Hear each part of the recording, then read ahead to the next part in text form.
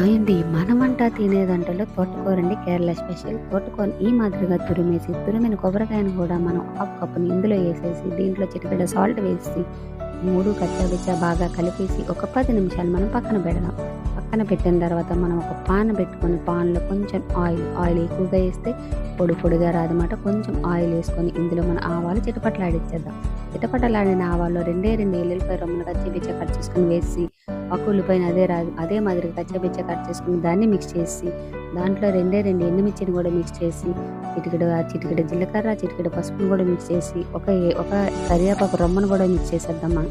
ఇదంతా అయిన తర్వాత మనం అక్కడ కలిపి పెట్టుకున్న తోటకూరను కూడా ఇందులో మిక్స్ చేసి, ఈ మాదిరిగా సిమ్‌లో పెట్టి మూత పెట్టి ఒక 2 నిమిషాలు మనం ఈ మాదిరిగా చేస్తే, చూసారు కదా! ఈ మాదిరిగా పొడి పొడిగా వస్తది. ఎందుకంటే ఇందులో స్పెషల్ ఏంటంటే ఆయిల్ తక్కువగా ఎయ్యాలి. కొబ్బరికాయ తురిమింది తక్కువగా ఏస్తే ఈ రకంగా పొడి పొడిగా వస్తది. తోటకూర రెడీ.